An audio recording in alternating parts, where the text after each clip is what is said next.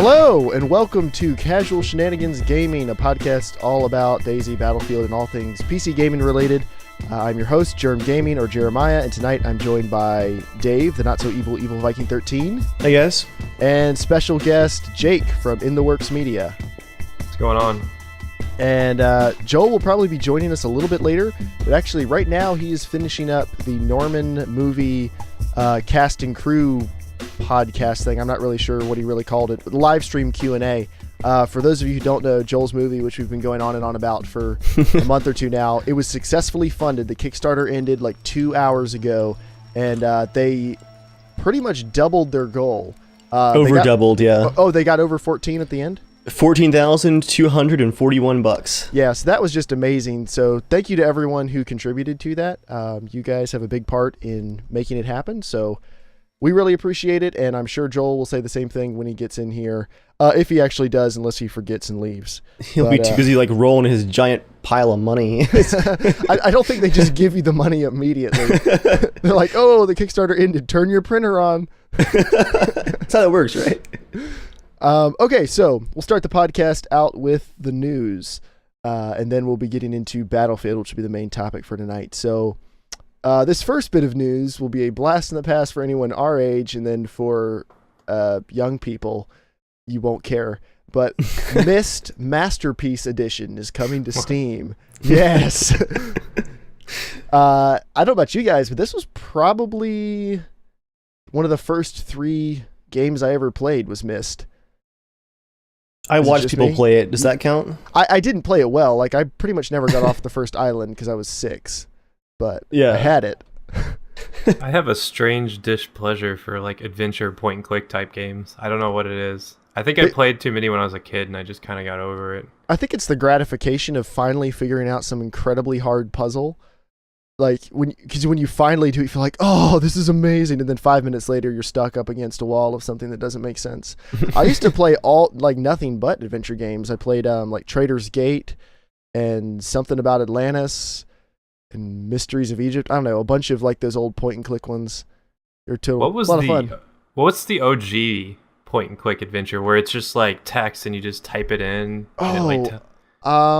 Dragon something or not Dwarf Fortress. You're not thinking of that. No. It's like it was like on DOS. I think it's pretty old. There's not Quark. I think I know which one you're talking about, but yeah, like from the 80s. I think early 80s.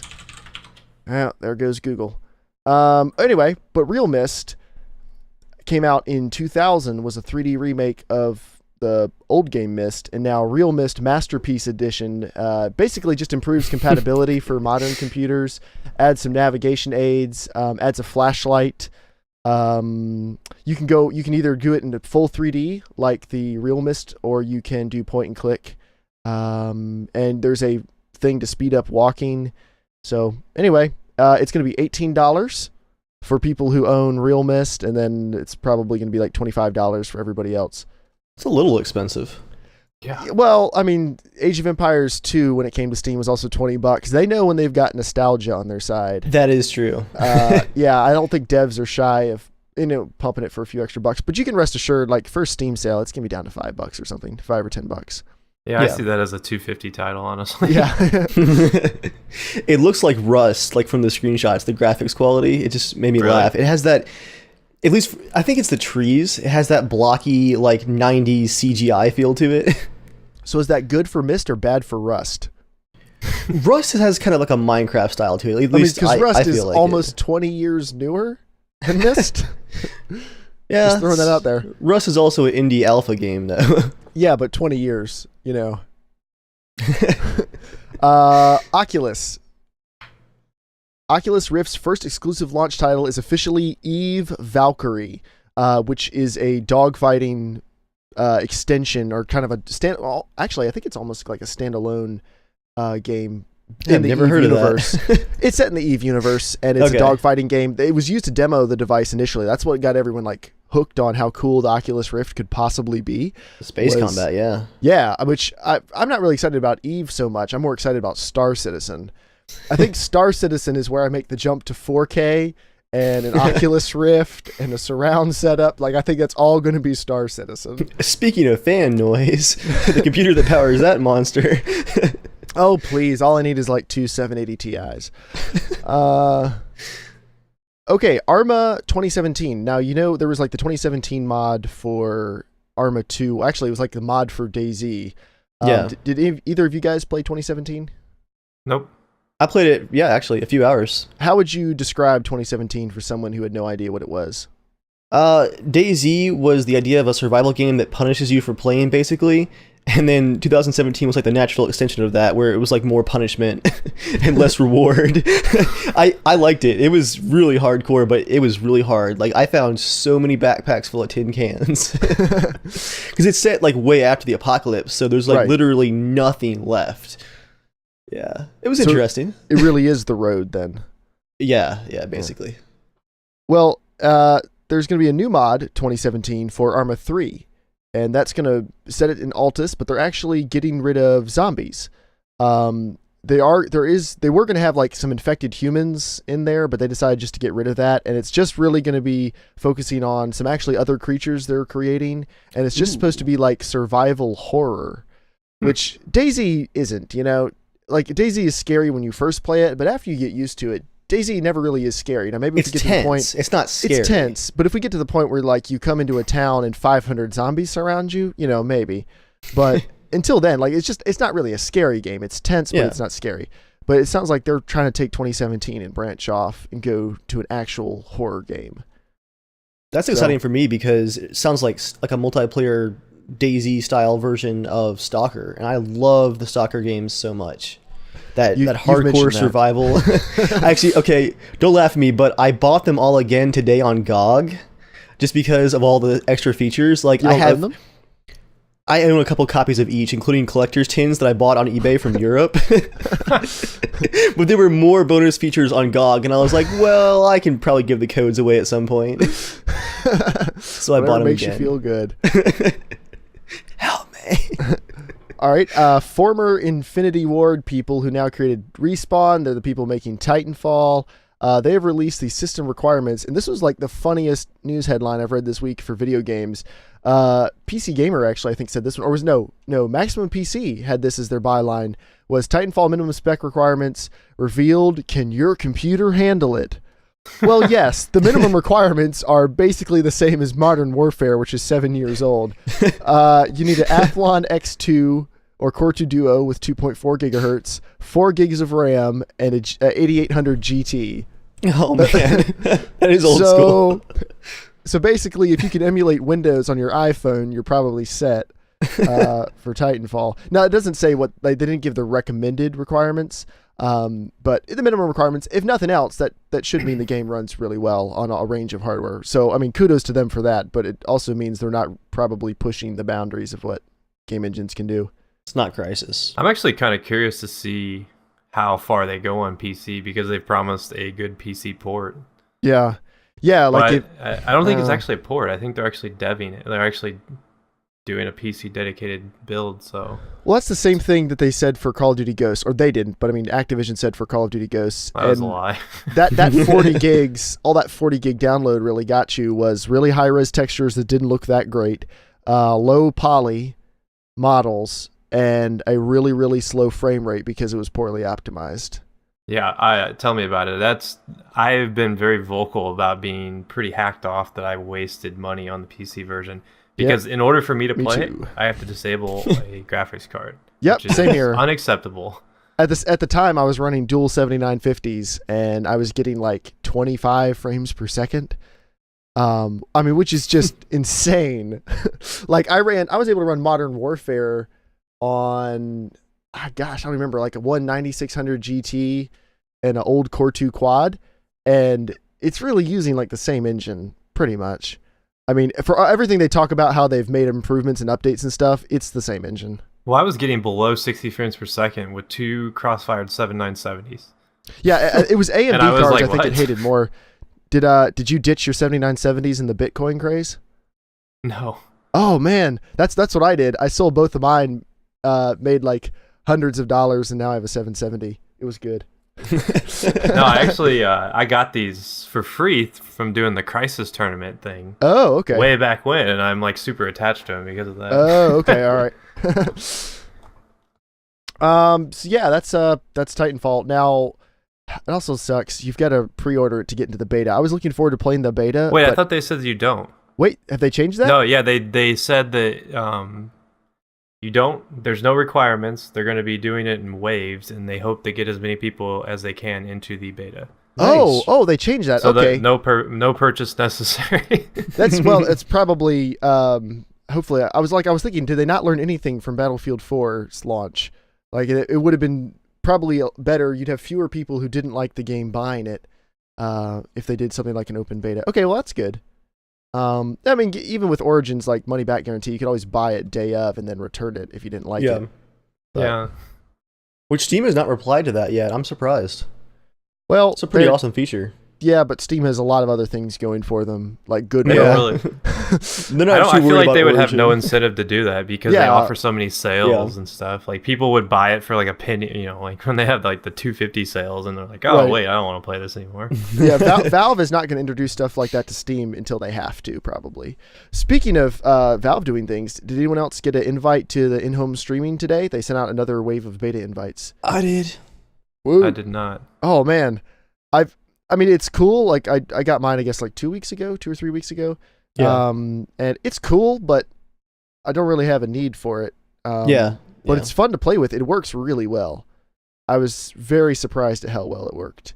But I don't really want to do that yet. I don't have any game that I'm aching to play on the couch, I guess is the thing. Or aching to play on the couch at under 1080. So yeah, that's the main part of our news, and then we've got some Battlefield stuff, but we will get to that in a couple minutes. So we have a couple questions. You can write into the show, and you can be a part of it by writing into casualshenanigans@gmail.com or tweeting at casualshenaniga. Stupid Twitter character limit. Forever bitter. Yeah, that's why. So anyway, we have something from this guy who doesn't give us their name. He sent us a Newegg list, like a Newegg parts list. Hey guys, I'm a huge fan of the show. I've been listening to the podcast from the first episode. Nice. I'm going to build my first PC. I'm hoping to order sometime in February, and I'm wondering if you guys approve of this build. I have a budget of around $1,400. I'm planning to eventually get a second 760 and SLI. I will be using this computer to play DayZ, Rust, Arma, Battlefield, etc. It would really mean a lot to me if you guys could look at my build and share your opinions. Good luck with your movie, Joel, and keep up the great work, you guys. Okay, I'm just going to call him S8 because that's the first part of his email address. So, S8, thank you for writing in. If you had a more attractive name, I would call you that. Sorry. Thank you, listener number 1. You know who you are. Here's his parts list. It's a Cooler Master Elite 430 case. Who cares? It's the case. A Gigabyte Z77L55 motherboard.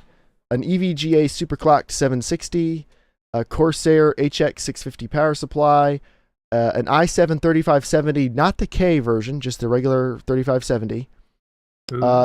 Yeah, we'll get to that. Can't do that. A Samsung 840 Evo 120 gig, solid state, 8 gigs of G.Skill memory, a 1 terabyte Western Digital Black, a Sidewinder keyboard, Asus monitor, light on DVD burner, the same $20 one everyone picks, Windows 7, and a fan, one single Cooler Master fan. So real men don't get CD burners. Just drop it. I don't have one on mine. You say that, but I've been having actually problems with my DVD burner, and the other day I needed to burn a disc. It's like, okay, it's all right. Well, I've got my laptop. Oh, that doesn't have a disk drive. That's all right. We have my wife's Mac. No, that doesn't have one either. All right, guess I'm just out of luck. Well, I actually have one, but I don't use it. It's just sitting. So if I need it, I guess I could go grab it and use it. The only thing I ever use mine for is burning home videos to DVD for my grandmother. Like, that's it.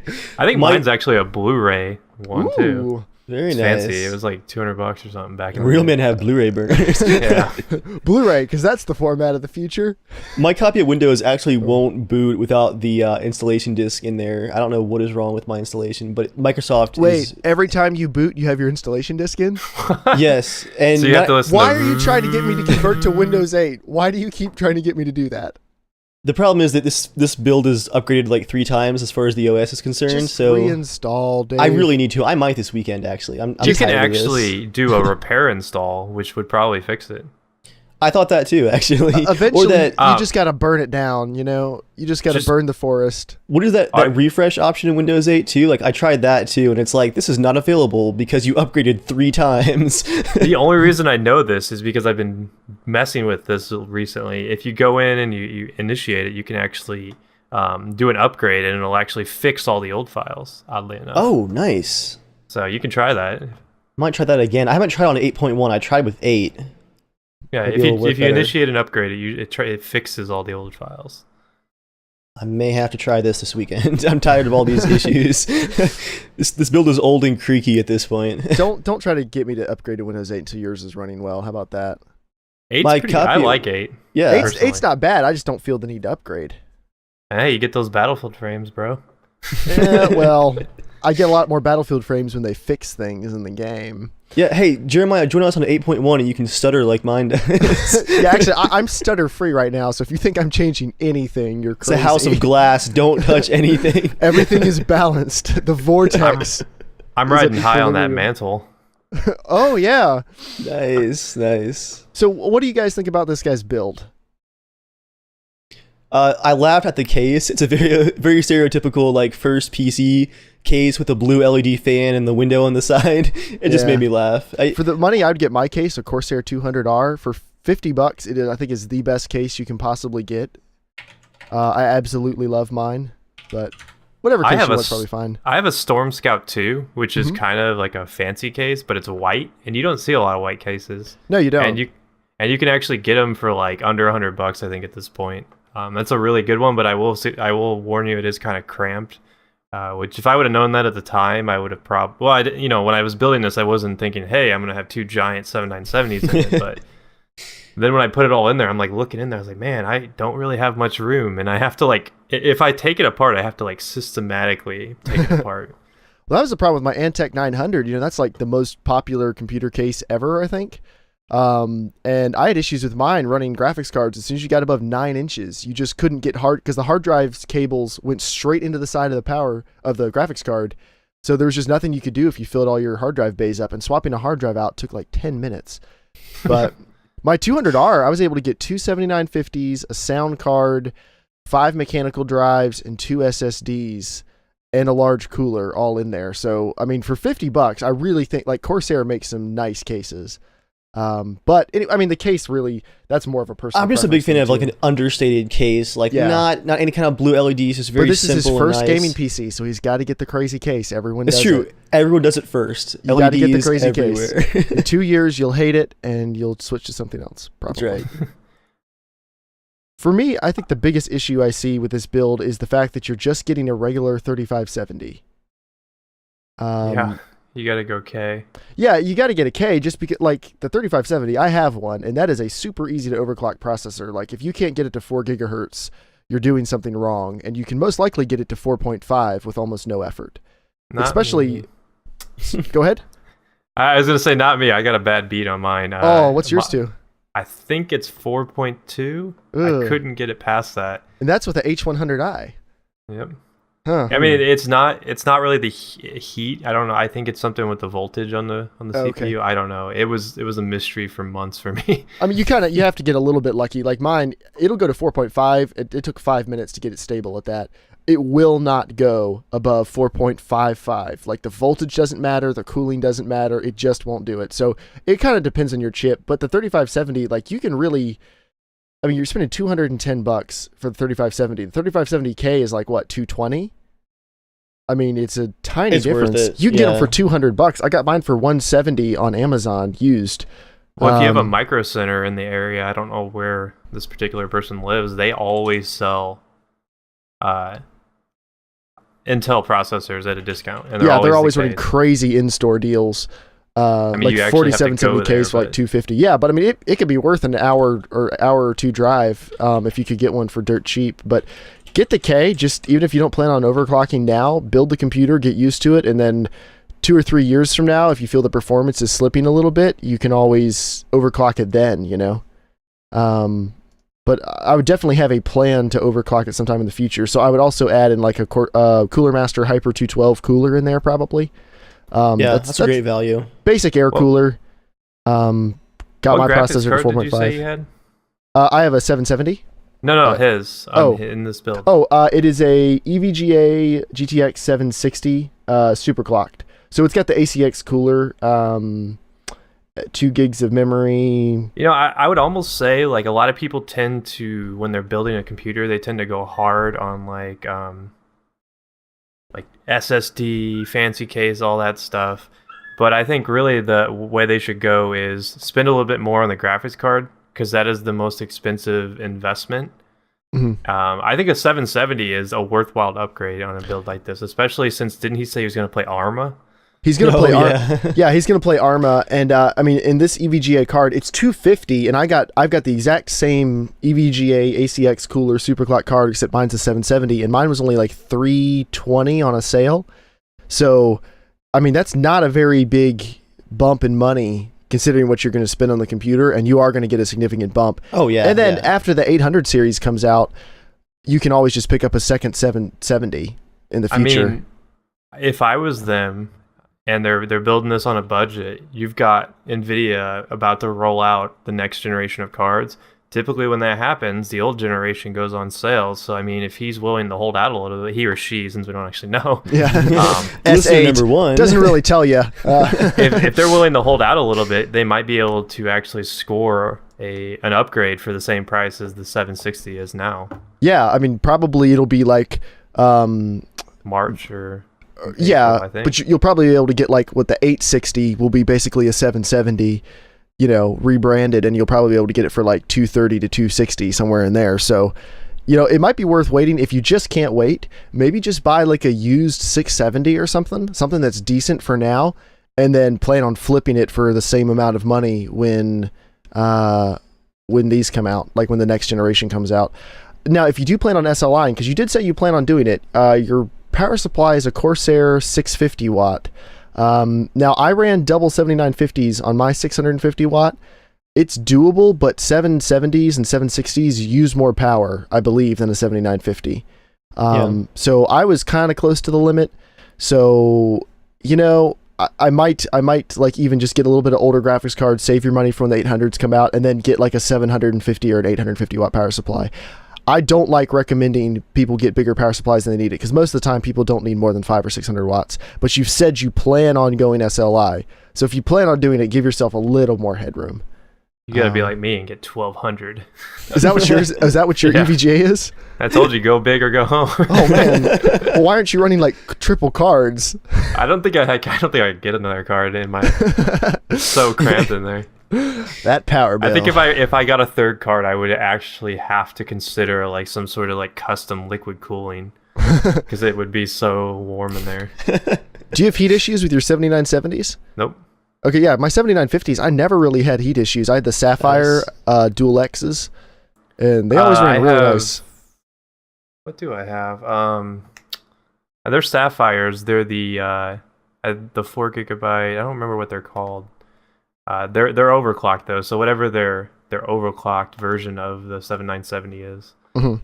So yeah, they don't get hot at all. Yeah, I never. I think mine was the same thing you're talking about, except the 7950, and I never had heat problems, even running 2 of them. My 480s were terrifying when I had SLI, with them being in the slots next to each other, maybe 5 millimeters clearance, and the second card would easily hit 99 degrees Celsius, constant under load.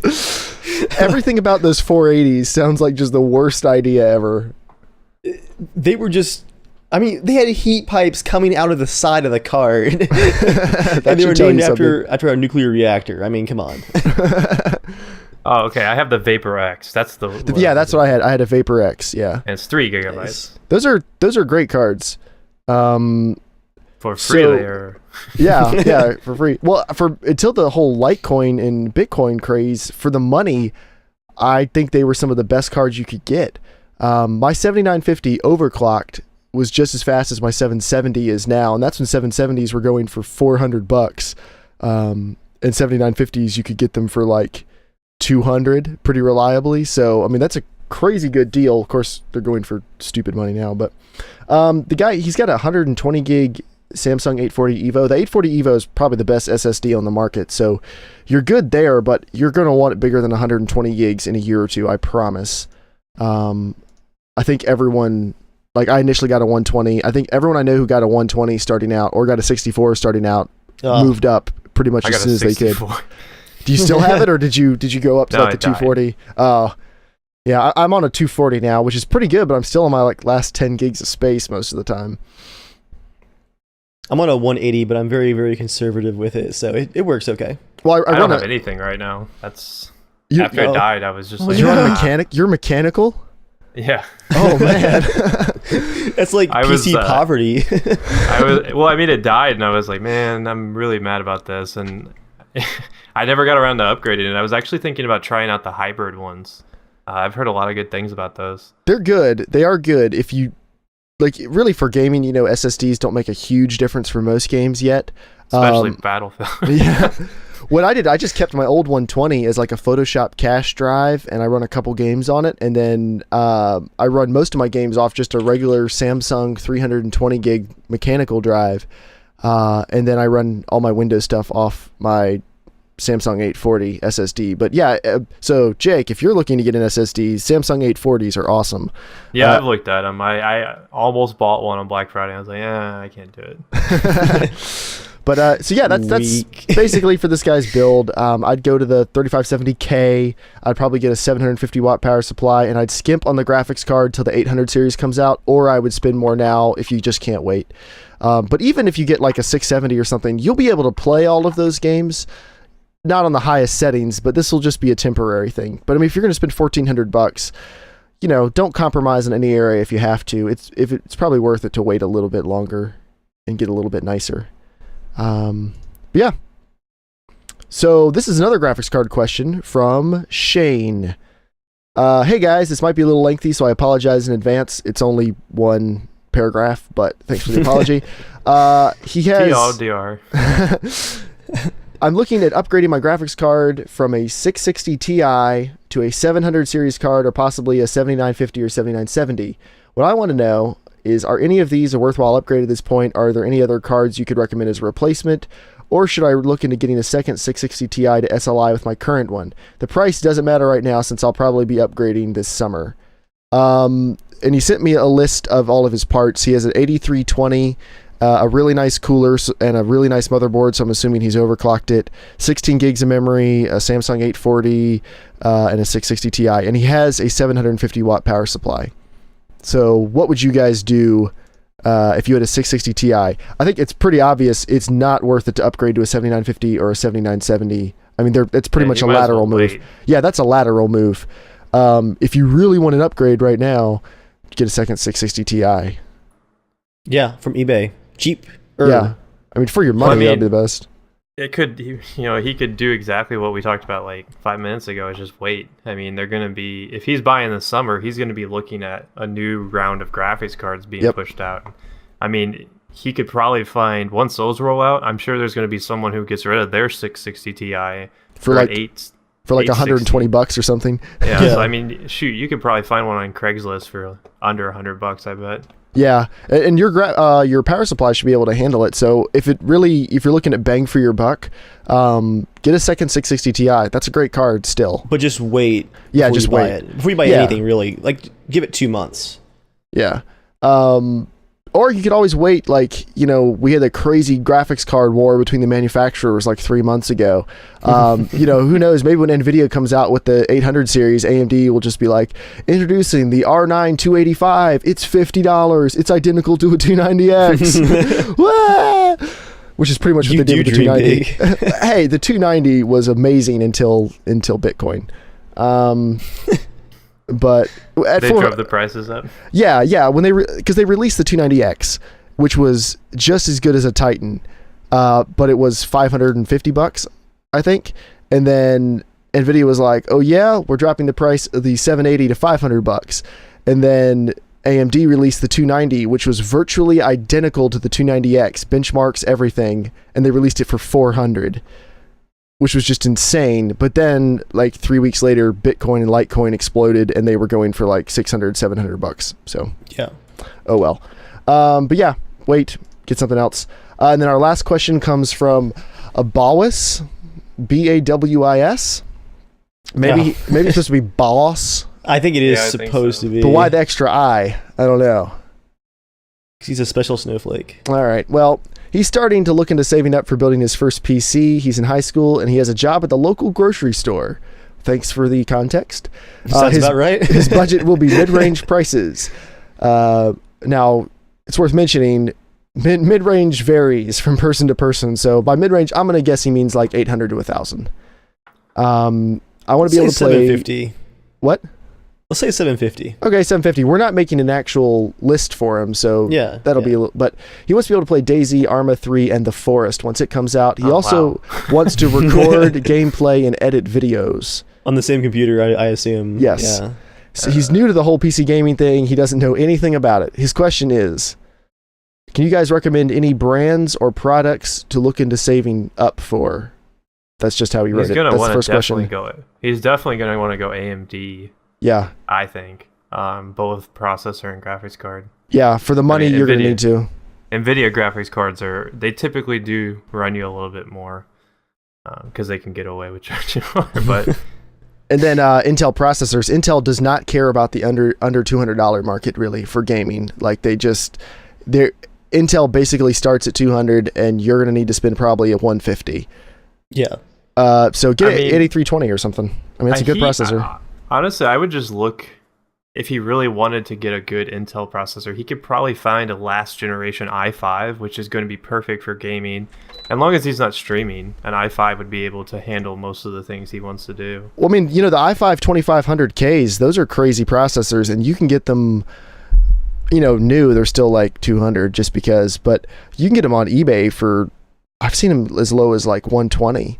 And at my last place of employment, I got my 2500K up to 4.5 gigahertz with no effort, and I've overclocked a couple 2500Ks. I've gotten one to 5.2 on air. Wow. Yeah, I mean, those processors are just beasts. So if you could pick one of those up, like if you're okay getting stuff used, maybe like used from Amazon or something, so it comes with a return policy or something, I don't know. But you could probably get an Intel if you're willing to like compromise a little bit on that. If you want all brand new stuff, AMD. Get an AMD 8320 or an FX 6300. But as far as brands, AMD is probably the biggest thing you'll have to look out for. For graphics cards, what do you think? If he's going AMD, probably Sapphire. I mean, I like Sapphires. I mean, I've had 2 sets of Sapphires now that have all done really well. I'm a big fan of Gigabyte, but the only problem is they're typically a little bit more expensive. I think if you go with Asus, Gigabyte, or Sapphire for an AMD card, you really can't go wrong. I mean, any of those. It depends on how much you want to spend and when you want to get stuff and what's available. But, if you get down to it and you're ready to actually buy stuff, let us know how much you want to spend and we can probably help you out more. But his second question is, do I need any special equipment for recording and for editing?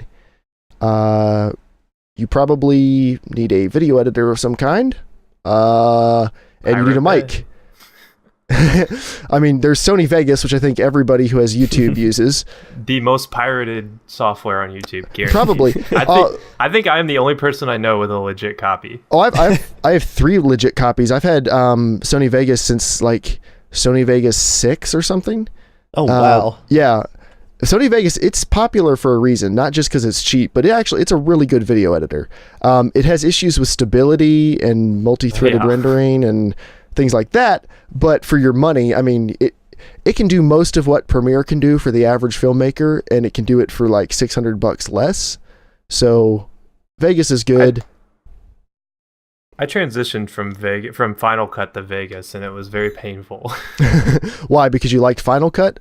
I love Final Cut. I still like it. Although I don't like Final Cut X. I don't know if you guys are familiar with that, but I am. That is a disaster. I don't think anyone likes Final Cut X. No. And at least you weren't transitioning from Avid. When I first went into college, I was originally a video broadcast major, and they were using Avid for everything. I'm so glad Avid's done. Like Avid, if you've ever used it, the user interface makes no sense. There are no labels on anything. It's all little icons that you'll never see again in any other program. Like it's all their own little brand of weirdness. I hate Avid. But yeah, you need for recording, I mean, DX Tori or Shadowplay. If you get an AMD card, not Shadowplay, but DX Tori is probably the most popular video recording program for good reason. Yeah, it relies heavily on hard drive write speed, though. It does. One thing to keep in mind. But if you can get a good like H.264 codec, that shouldn't be an issue. One alternative method is he could invest. I know this would cost more money. Is he could invest in like a capture card, because I actually use my Live Gamer to record all my Battlefield stuff. It does suffer from some frame tearing though, so that's one thing to keep in mind. But I think you can get one for around 130 maybe if you're lucky, and it goes in your PCI slot, and you essentially loop through. Okay. It would make recording a lot easier, and it would make it so that you're not so limited on what kind of hardware you buy, because there's no CPU hit for the most part. It's like 3%, something like that. Yeah, I mean, I guess that depends on how budget your build is. If you just won't be able to spare the CPU cycles, you could look into a capture card. But I mean, now there's also Shadowplay. Well, not if he gets an cards. AMD card. If he, right. I still don't know if I would recommend Shadowplay if he really wants to do a lot of recording though, because you can't split audio tracks. That's the number one problem. But if they later update that, Shadowplay is definitely going to be a viable option. If they do, the performance is amazing. But like you said, you can't count on that feature being there eventually. They want to do it, I've heard, but it's not guaranteed. The nice thing about DX Tori, besides the multiple audio streams, is that you can pretty much install any video codec on your computer DX Tori can use. So if hard drive write speeds are a big issue, you can get like a really compressed H.264 codec. Or if you have tons of room, you can go with a Lagarith or the regular DX Tori codec and just fill it up. So like DX Tori is harder to set up than most other programs, but you'll have so many more options. Yeah, it's not user friendly. Yeah. Especially since the website you have to get it from is in Chinese. People get it from the website? Yeah. No, yeah. I bought the X Story. I'm just joking, but it's like Vegas. It's one of those programs. I have this thing where I feel very guilty about software. You should go back and listen to our torrenting podcast. We had some people write in, and they some people felt very strongly that torrenting, there was nothing wrong with it ever. DX Tori, you get lifetime updates too, and it's only $42. It was a great deal in my opinion. It is. To be fair, I think torrenting has its place for like if you need to test the software. Like for instance, like I wanted to test what was it? What's the Morellis action or whatever? I wanted to try that, and I was going to torrent it just to see if it worked well. Well, I actually ended up finding out they had a demo for it, which is a great thing because the demo actually got me to buy the software. But I think that's just a good example of what torrenting kind of has a place for. Mm-hmm. Yeah, well, yeah, it's one of those things like I think Gabe Newell said it best. Mostly piracy is a service problem, not a money problem a lot of the time. Like if you could get free demos of things, I think people would pirate them a lot less if it was easier to try stuff out. Yeah, I mean, because imagine if you bought Adobe Premiere and it didn't work. You'd be pissed. Well, okay, I can give you. Yeah, I am actually. I'm on the Adobe Creative Cloud. I'm a freelance graphic designer, so I have the Adobe Creative Cloud, which gives me pretty much all of the Adobe programs for a set fee each month, which initially I thought was going to be amazing. I get all the updates, everything's like right up to it. I'm using the last generation versions of half of the programs because the new ones, they kind of pulled a Battlefield and they just don't work. InDesign, which is kind of their publication layout program, Adobe InDesign, it crashes if you have custom fonts loaded on your computer. Like, Wow. yeah, that's like one of the most ridiculous things I've ever heard.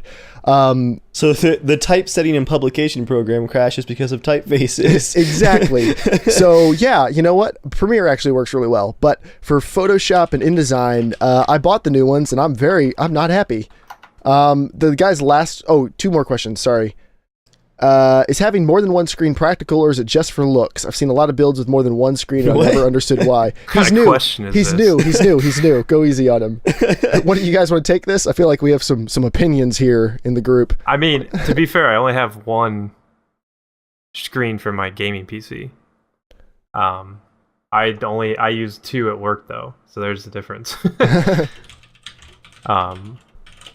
I don't know. I think if you're going to be editing and stuff, this is the same guy, right? Yeah, same guy. Yeah. If you're going to be editing and recording, yeah, you want two monitors. you gotta have it. I mean, monitors are cheap. You can go to Micro Center and get a 1080 monitor, like a Dell, for $100. Yeah. I mean, I can't work without two monitors now. And actually, if I had space, I'd have three. I ran 4 in college.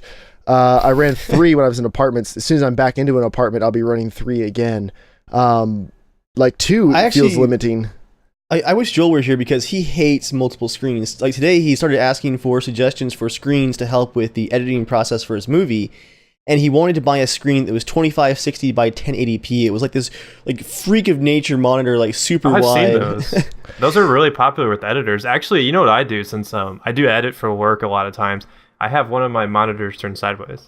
Yeah. It's down, and you can see your whole Premiere, your whole Vegas tracks, whatever you tend to be using. That is smart. I've got one I can flip sideways. I just don't have the room to do it.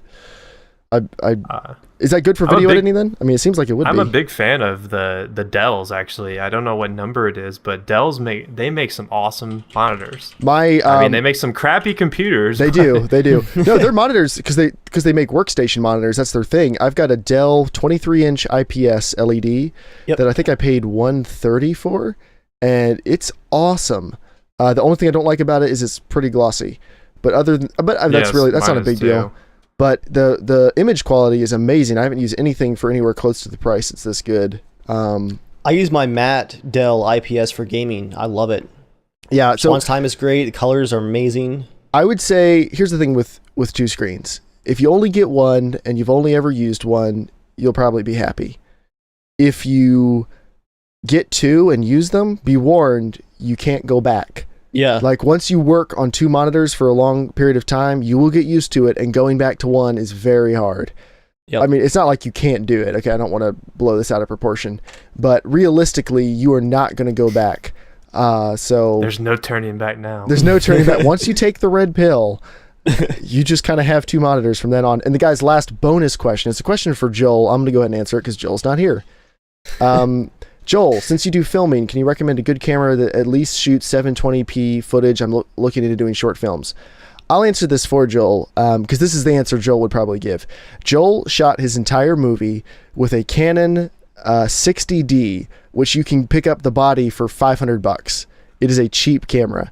It's a DSLR, and the reason Joel's movie looks so good is because Joel is good at what he does, not because the camera is so amazing. It's a good camera, but the camera is not the reason it looks so awesome. It's still basically entry level. Yeah, it's very much an entry level DSLR. Yeah. Really, all you need if you want to do short films is you need something with full manual controls. You need to be able to manually set aperture, shutter speed, ISO, everything else. If you don't know what those are, read up on them. Trust me, it's important. But pretty much any entry level DSLR with manual controls will be perfectly fine. Resolution doesn't matter because like even small DSLRs have more resolution than 4K video. They just can't shoot video in it. So the resolution of the camera itself won't matter.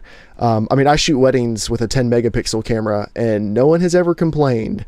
So knowing how to use it is worth a lot more than having the latest and greatest. So I would say, I mean, Joel shot most of it, the movie, also with like a $100 50 millimeter lens and this $500 camera. They might have been cost more when he bought them, but that's what they go for now. So for $600, you can have the same gear that shot Norman, if that makes you feel any better. And the don't forget the shoulder rig too, though. Oh, a shoulder rig is nice. I mean, there's other stuff you can get. Like, the point I'm trying to make is the camera is actually one of the least important parts of it.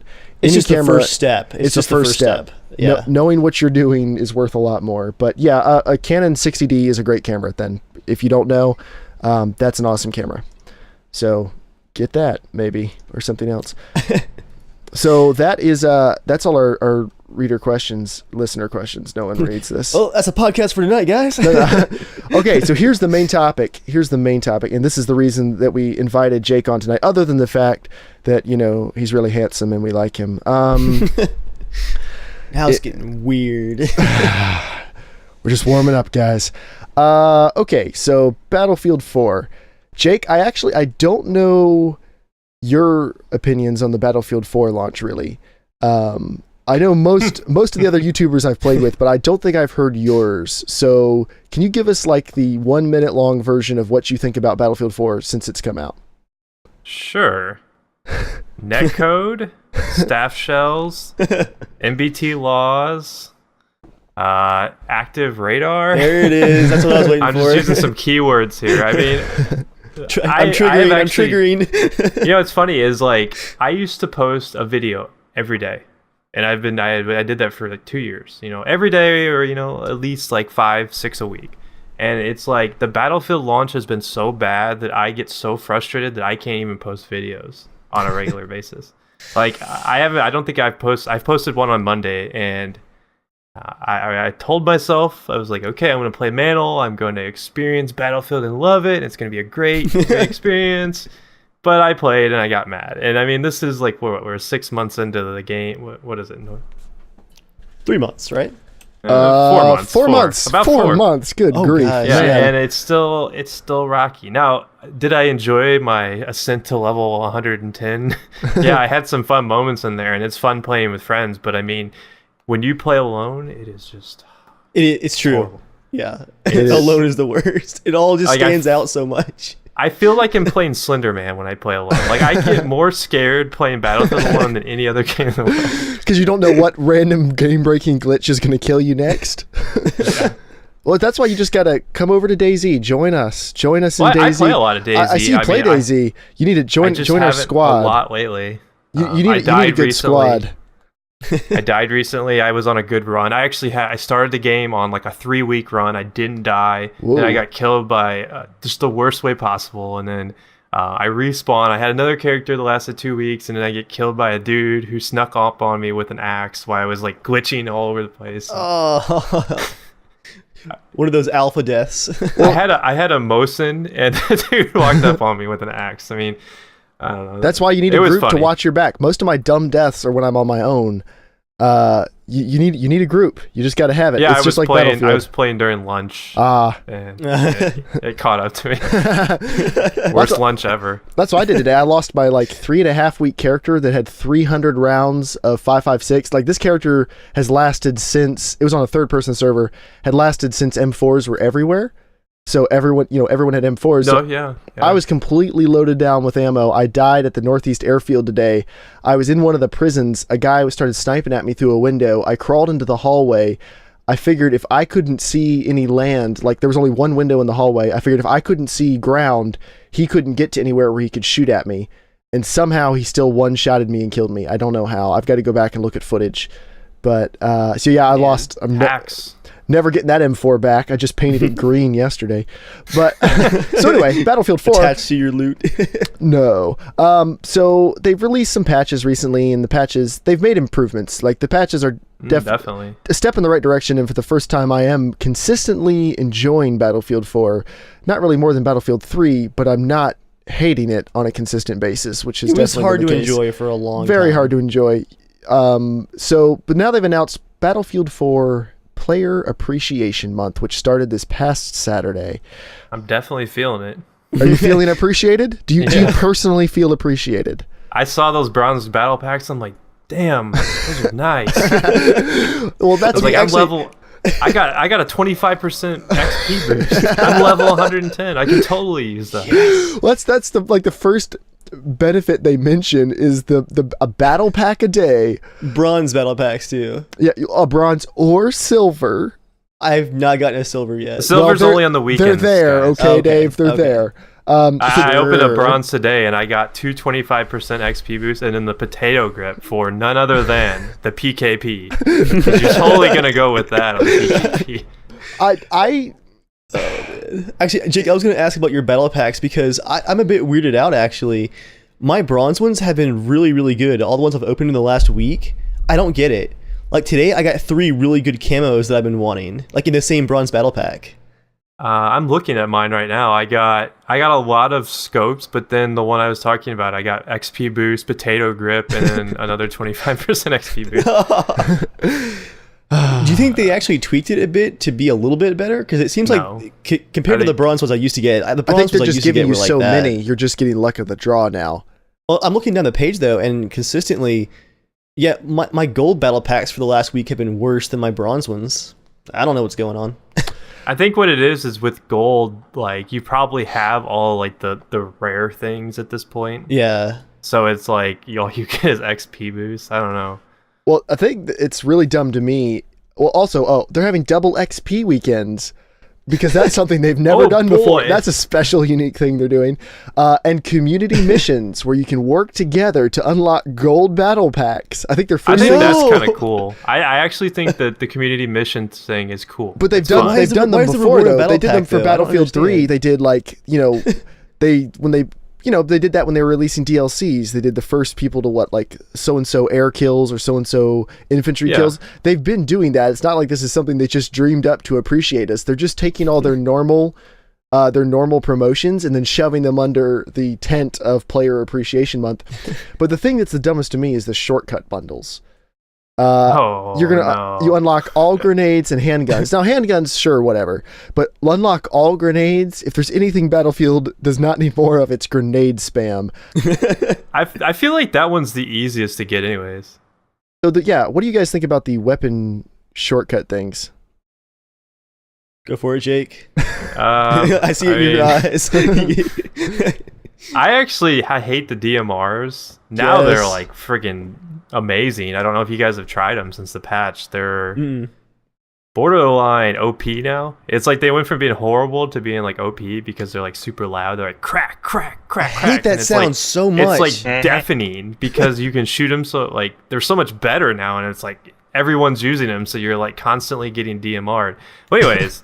The shortcut bundle basically unlocks all the stuff for it, which whenever DMR sucked, I'm like, yeah, I'm down with that. But now I realize what it's created. It's created a monster because not only have you made DMRs better, everyone's using them, and everyone's using them with all the attachments because there's these stupid shortcut bundles. Or are they... Can you get them yet? I haven't even looked into that. I haven't. I don't have premium, so I'm not even going to get the DMR. Peasant. No. Smart man. I refused to buy premium because I was nervous about how the game was going to launch, and I was worried they were going to have launch problems like Battlefield 3 did, so I did not buy premium, and I'm very glad I didn't because up till now, it most certainly would not have been worth the money. I don't know. I'm feeling pretty high and mighty with my daily battle your daily bronze. The nickel dice flips you every day to thank you for coming back. Noah said in the comments, "It's the Battlefield 4 please come back to us month." And they're also doing DICE developer talks, where they'll host a number of interviews with some of the core none developers. other than Alan Kurtz. Oh no, poor guy. The one that I saw today was on Origin. They announced like some sort of play with the Origin team event. With the Origin team, the most loved group in gaming. Those guys are gonna get teabagged so much. Like, I would not want to be that. If there's anything everyone can agree on, it's that Origin is the best way to experience your games. Welcome, Origin team.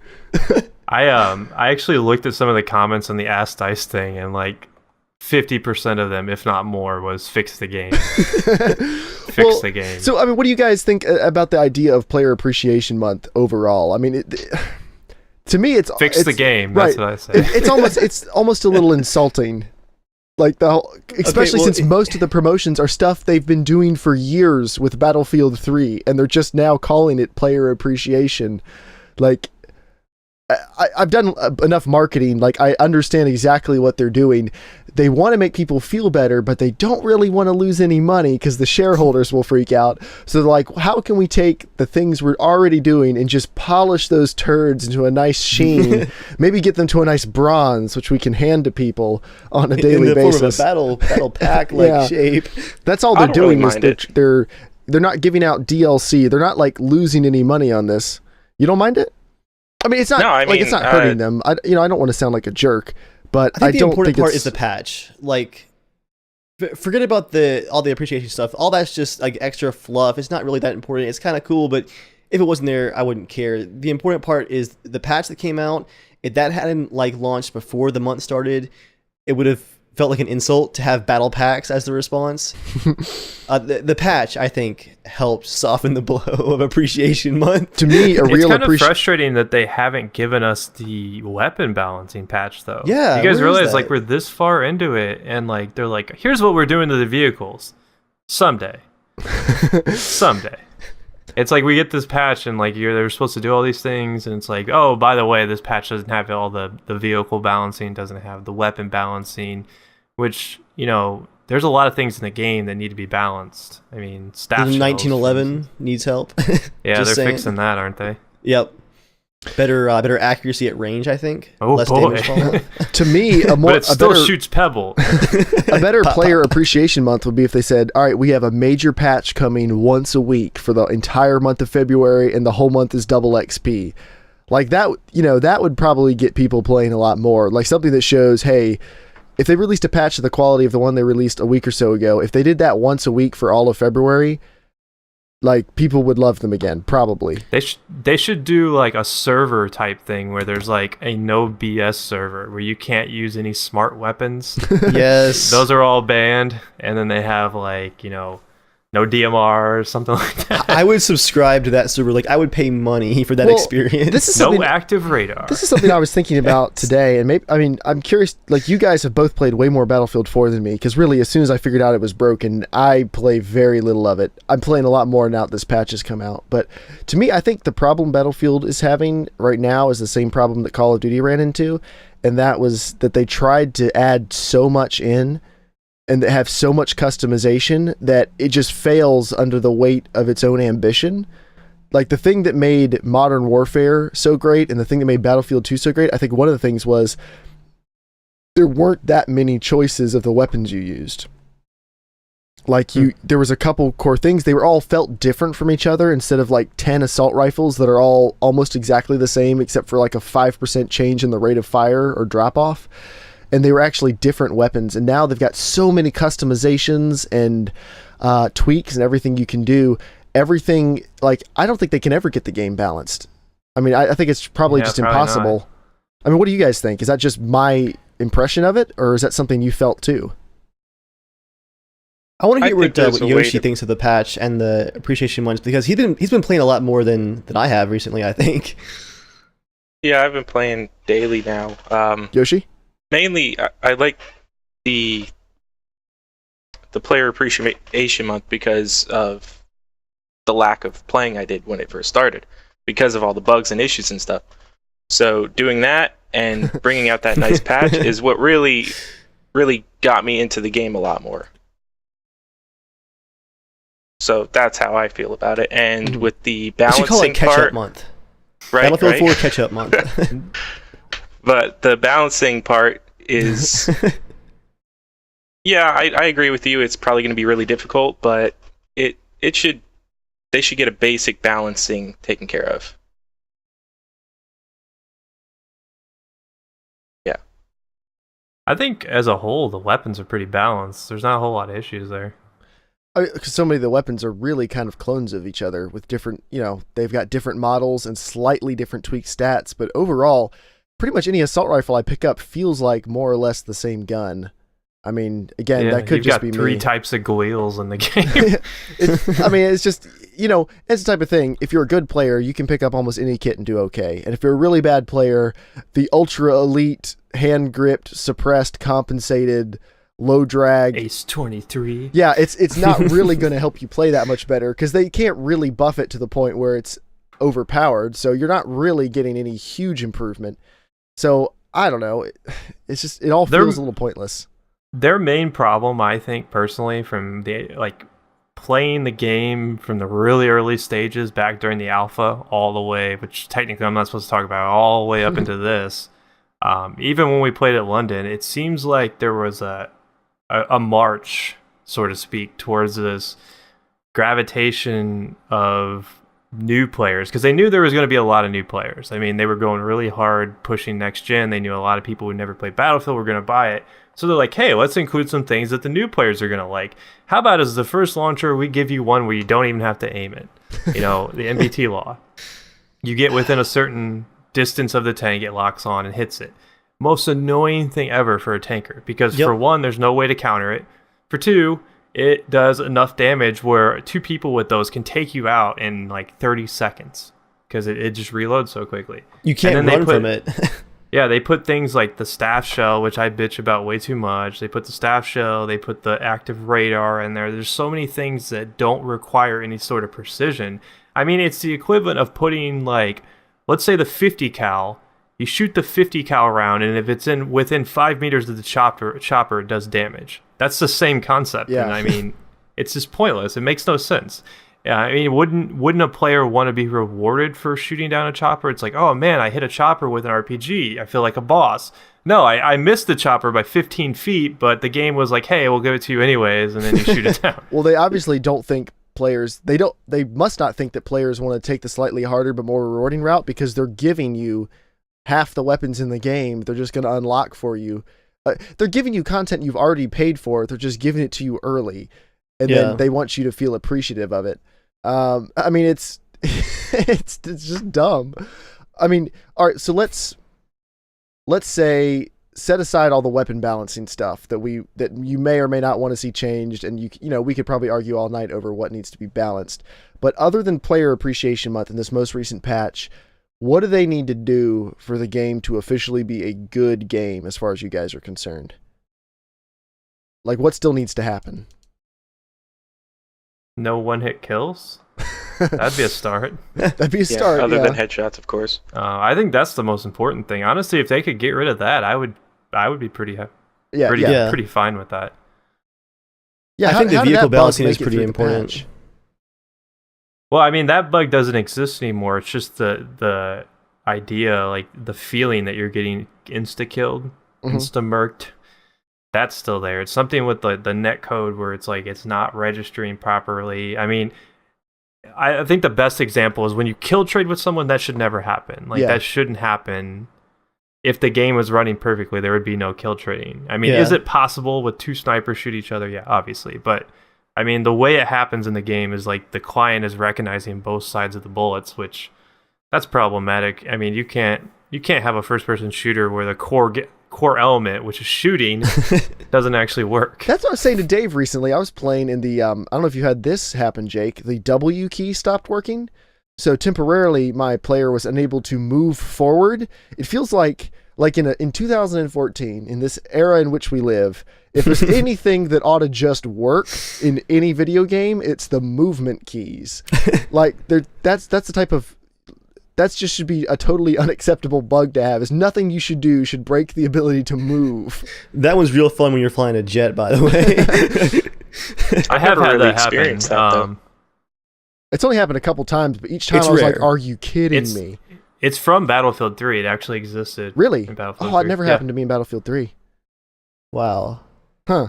I'm a sprint whore. I'm like always moving forward. So like I was always experiencing that in Battlefield 3. Huh. That's interesting. I honestly never heard that happen. It's not actually like has anything to do with moving. It's something with the terrain. Oh, okay. Like you're stuck. It thinks you're stuck on something, and then like you get. Because if you ever notice, like when it happens, you stop, you kind of look down, and you're trying to figure out what's going on, and you start going again. It works. Yeah, usually I just dance around, and then I can move forward, and it's not a big deal. Yeah, So I it's guess that something is with what it is. terrain. Huh. Yeah. Oh, I just noticed Steam all of a sudden is doing a massive patch on something. Let me pause that. Yeah, your video's like getting crushed. What on earth is it doing? I'm sorry. Dave, vamp for a minute while I figure out why Contagion needs 2 gigs right now. Yeah, a bunch of games just updated for me. Contagion, Rust, Insurgency, and Chivalry has like a 2 gig patch. That's Oh, weird. boy. My video finally caught up on the stream. Oh, that's good. Yeah, I noticed you were a bit behind there, Yoshi. Well, 9 p.m. on a Thursday, it's the best time to release updates. I think I was updating games too. They Yeah. finished now. Steam. So, yeah, I don't know. I'm more excited about Battlefield 4, but it's still not to the point where I'm ready to recommend it to anybody, and it's definitely not to the point where I want to buy premium. If they want to give it to me, if they really want to appreciate me and give me premium, I'll take it. But mark my words, you will buy premium by the end of February. Oh, really? You will feel so appreciated. I'm waiting on a sale. All right, Jake. All right, I'll check in with you. How about that? You know why I'm saying that? It's because Second Assault comes out at the end of February. Ooh, okay, you're gaming on that. It's tempting. When I was watching you guys play in London, Second Assault looked pretty good. I have it for Xbox One, and it's pretty awesome. Oh, yeah, it's already out, isn't it? Yeah, that's all I play on Xbox One. All right, question for you, Jeremiah. Let's say that Second Assault comes out at the end of the month. You're feeling really appreciated, like it's just really sunk in there, and premium is on sale for $30. What do you do at that point? Not $30. Not $30. Not $30? I'll go with $30. 20. 20 would probably get me. 20? 20 would probably get me. I don't think we're going to see a giveaway, even if it's just Second Assault. I don't see that happening. They're not going to give it exactly. They're not going to give us anything that causes them to lose out on any potential profit. Yeah. They're only going to give us stuff we've already paid for. $20. I would say if the game continues to improve and things are going really well, I would consider it for $20, but probably not 30. Because what they ended up doing with Battlefield 3 Premium got dirt cheap by the end. You could buy the premium version of the game, like the core game and premium, for what, $20? Really? I always thought they kept premium high and then they just made the base game really cheap. Because I remember I saw the game for like $7.99, but then the premium was still at like $50. Yeah, you can get them both for like $50 right now. Premium. And then they had Premium Edition that came out, and then that got I never really saw that go below $40. No, on sales it got down to $20 several times. Yeah, on sales. Really? But Origin doesn't do sales that often, so it probably flew under most people's radar, because at that point I think everyone had Battlefield 3 who was going to get it. But Humble Bundle. Yeah, the Humble Bundle. Well, the Humble Bundle wasn't for premium; it was just the base game, right? No, I mean, if you got to figure, if you bought Battlefield for like $1, that was a good week as a veteran player. Like that, the Humble Bundle noob week was awesome. That was when I was on my BF3 hiatus, and it actually got me to come play a few rounds. Almost as good as Christmas. So, Jake, before we wind the podcast down, if you don't mind, I'd like to just ask you a few questions. Anytime we have someone on who does YouTube, I like just talking to them about it. This is actually the biggest thing I've been wondering, and probably you've been asked this a dozen times, but where did you come up with the name InTheWorksMedia? Oh, it's still in the works. Oh, and that's the podcast. It's terrible jokes. Okay, all right, gotcha. I mean, when I was in high school, me and my buddies, we used to make like short films, stupid stuff. A lot of kids do that kind of stuff. But there was this phrase we used to use when we play poker, which would be called, and we would say like, our straight, it's in the works. Oh, okay. So we actually called our thing, in the works films, or whatever you want to call it. So since that was my name and I kind of used it, I just kind of carried it over into my YouTube channel. I wish that it didn't say media, but some mean soul out there owned the rights to In the Works. So I just slapped that onto the end of it. And that's the story. What made you get into first putting up Call of Duty videos? Because that's how you got your start, right? Was Call of Duty? Yeah, I used to play World at War. I was really into that. Unfortunately, that channel did not last long because that's right before YouTube got really stringent on copyright stuff. So any sort of music and stuff like that killed my first channel. So I started the second one, which is this one. And I played a lot of Call of Duty. Considering that I played a lot of COD 4 on PC, that's what I kind of transitioned over to Xbox because everybody was playing on Xbox at the time. And I didn't PC game until Battlefield came out, oddly enough. Like, it was a huge break there for me. Be it because I was poor, and it was a lot cheaper at the time to just use your Xbox. But yeah, I mean, I like Call of Duty, honestly. It's one of my guilty pleasures in life. Well, I've said it many times on here. Modern Warfare, to me, is one of the best multiplayer shooters that's ever been made. It was good. It was very good. I mean, I still love it. I've played most of the Call of Duties I end up going back to and playing. I'm not a huge fan of the series anymore, just because I feel like they need to just slow down. Oh, actually, there's good news on that front. Did you hear the news today? They're going to a 3-year development cycle. Yeah, Nice. That's not good news because the one that's coming out this year is going to be god awful. Well, probably, but I mean, for future ones, it might be good. But Sledgehammer Games is doing this year's, and then Treyarch, from the makers of the worst Modern Warfare game ever, because they made MW3. Sledgehammer did? Yeah, they did the multiplayer for MW3. Oh, the multiplayer. Multiplayer. Okay. Because they tag teamed it with Infinity Ward, and everyone's like all excited, like 3-year development cycles. I was like, yeah, for the next game, not for this game. Yeah, this game, for this game, it's probably not going to be worth anything. But overall, it might give Call of Duty a chance at being. Yeah, especially since Treyarch actually is going back to World War II. That's what everyone's saying. Oh, cool. Really? That's what the rumor is that they're going to do World at War II, which is essentially going to be Black Ops 3. But if you've played Black Ops, you'll know the story is very closely. I've played Black Ops and I have no idea what the story is. I played Black Ops 1 to World at War. They're all intertwined together. They kind of are, but I don't know. I kind of give up on Call of Duty storylines pretty early. Modern Warfare is the only one I really cared about that much. I'm a big fan of World at War, so World at War I never really played that much. I was still like riding high on Modern Warfare when World at War came out. Since it wasn't quite as good, I was just like, eh. And then I never really got around to playing it. I played the zombies part a lot. I loved the zombies thing. It has some of the best voice acting. Jake, I think your mic is muted. Yeah, sure? It went away. I saw your mouth moving and it wasn't coming through. Oh, weird. I wonder if it's lagging. That's all right. Thanks, but I was going to say, it's got some of the best voice acting in World at War. It does. It does have very good voice acting. I remember that part. But, so... Yeah, I mean, so your YouTube channel does very well. I'd say you're getting to be one of the bigger Battlefield guys out there. Did you just start playing it on a whim, or did you kind of see that as transitioning away from Call of Duty, or did you want to play both at the same time? Well, I mean, I played a lot of Battlefield when I was in college and when I was younger. I was really big into 2142. Mm-hmm. That's probably my favorite Battlefield game. And honestly... I didn't post Bad Company 2 because I didn't like it. I was really annoyed at the time because I still had my gaming PC and it wasn't a PC game, and that made me mad. Mm-hmm. Even though I was playing on Xbox at the time, I still only played Battlefield on PC. I mean, I was very adamant that was where you need to play Battlefield. And Bad Company 2 was just, couldn't do it. So there was a while there where, I've got hundreds of hours played in Bad Company 2, don't get me wrong, but it just wasn't doing it for me. So when Battlefield 3 came out, I already knew that was going to be the game I was going to play, because I played in the alpha. I went to PAX and I played in the pre-alpha tournament, and I was really excited for Battlefield 3. And oddly enough, not a lot of people jumped on the bandwagon, and it got off to a slow start. And that was kind of like the entry point into YouTube, I guess. That's where I started to grow. Because I mean, I think at the time I was at like 10,000 subs. And I had a pretty established channel. I had a pretty established channel, so it was nice to kind of be able to post something different. Right. And it just happened to be popular, because at the time, Modern Warfare 3 was a piece of trash. No one liked it, and everyone was going to Battlefield. So yeah, I remember that. I only ever played the campaign of Modern Warfare 3, and honestly, if you ask me right now, I couldn't tell you a single distinguishing characteristic of that game. I think Modern Warfare is where at least Infinity Ward jumped the shark. Or so I thought until Ghosts came out, but... Oh no, Modern Warfare 3 is so much worse than Ghosts. Ghosts the part had a cool premise, at least, even if it kind of went flat.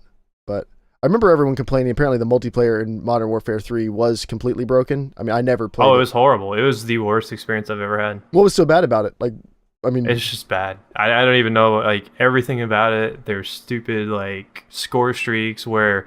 If you go 15 and 50, you could get a stealth bomber. I mean, come on. Well, that's actually, I think, the biggest thing for me that killed multiplayer in Call of Duty was the stupid kill streaks. It was like, wow, you're doing better than everyone else. How would you like a magical gunner chopper that can kill everyone on the map 5 or 6 times before it runs out? Here you go. Let's make it worse. Well, it's the rich get richer concept. Yeah. However... Modern Warfare 3 was like, hey, why don't we do the rich gets richer, and we'll throw in the poor get rich. And the poor win the lottery. Yeah. It's like, hey, you've done a good job dying, and you've built up these points towards a stealth bomber that covers the entire map. Here you go. Let's end this guy's kill streak. I think it was in Black Ops. What's the name of it? Nuketown. Nuketown and Black Ops with kill streaks, best to me, map ever. Well, I was gonna say, is simultaneously the best and most infuriating thing I've ever played. Like, it's just, when someone gets like a chopper gunner, it's like there's nowhere on the map. You're in like a 1/4 acre lot, and everyone's just dying over and over.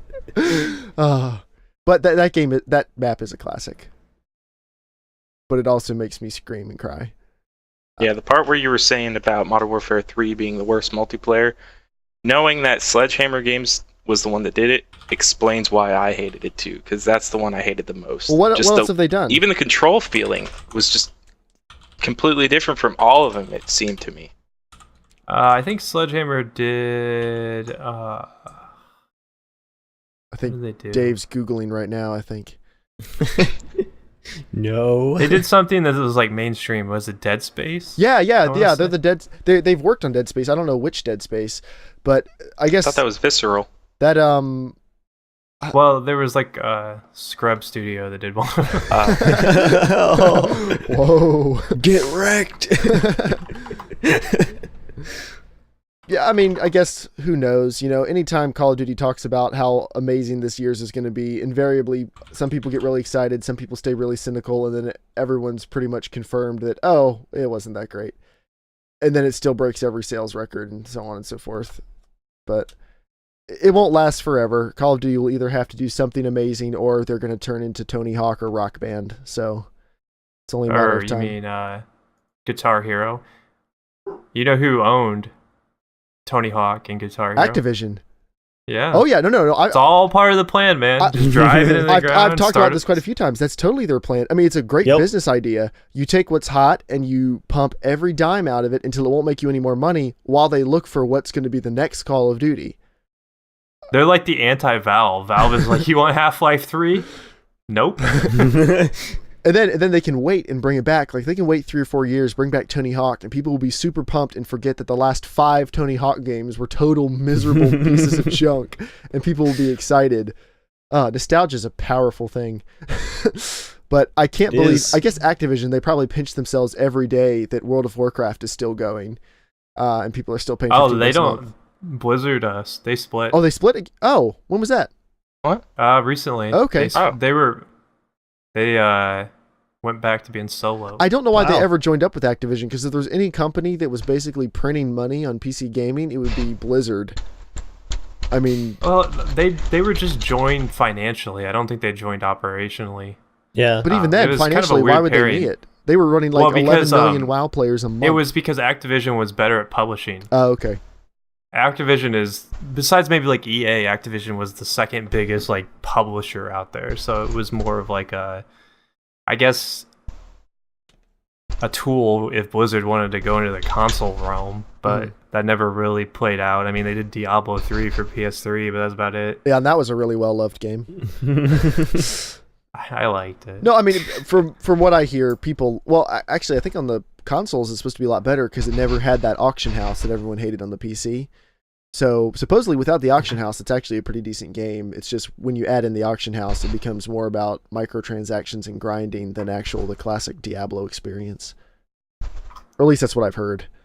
Mhm. I've played a whopping 10 minutes of Diablo 3, and that was with Joel on his Xbox, so...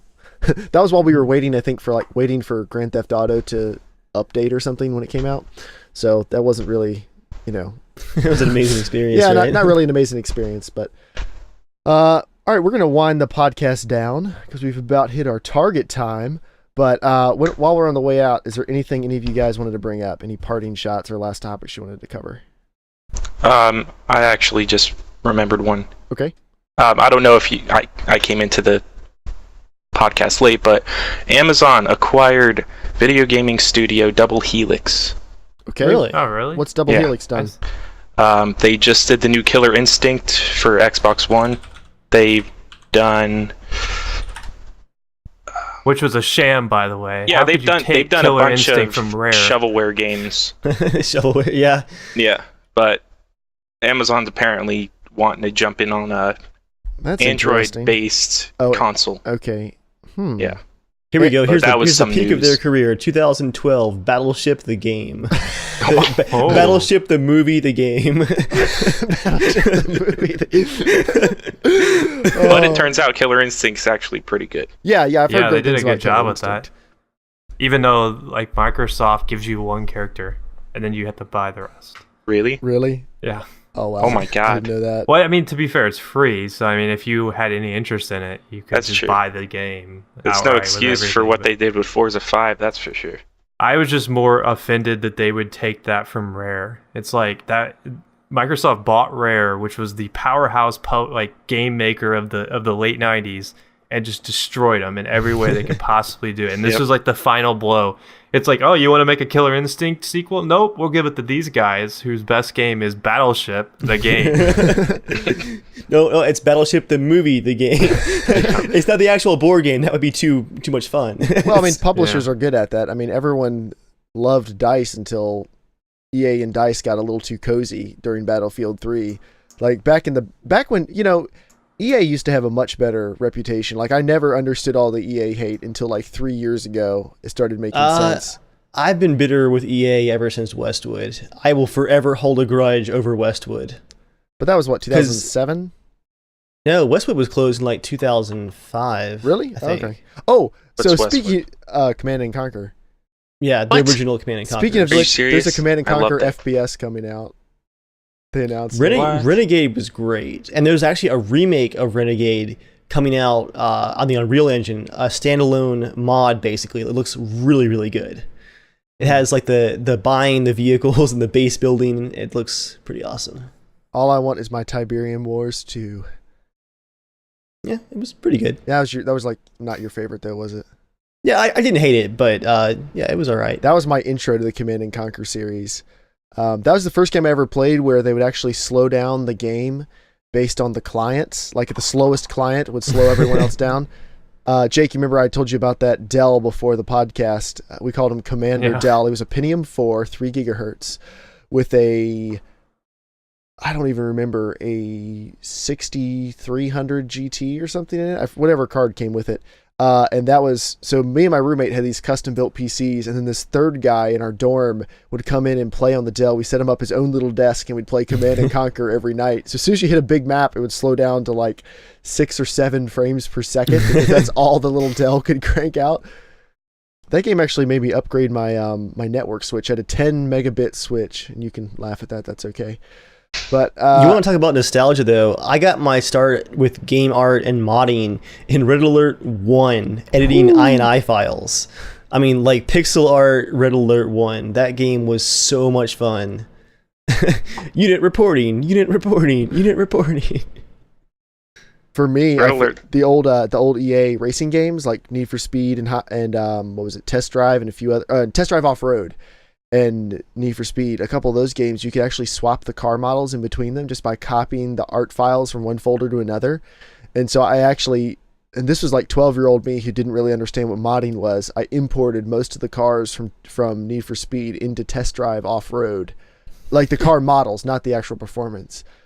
But that was my first intro into, hey, with the PC you can mess stuff up and it'll never work, and your dad will get mad at you and the computer runs terribly. PC Master Race.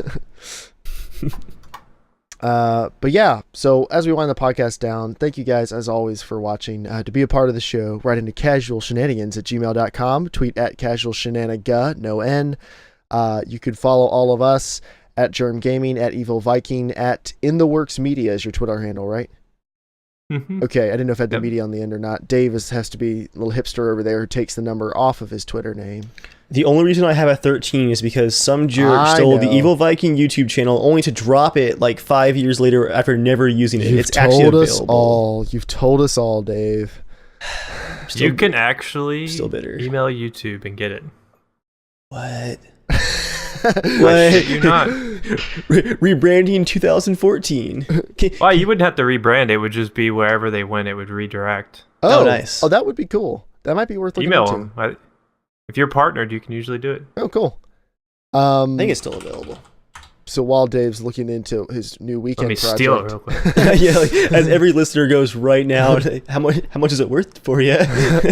Yeah, I think YouTuber White Lightning Kyle, or Mr. Technical Difficult, he just got his Mr. Technical Difficult account like banned for Yeah, messing I with saw that. stuff. But It was false tags. his White Lightning Kyle, he renamed it to Mr. Technical Difficult, I believe. Well, that kind of is one way to get around the issue. Guess so.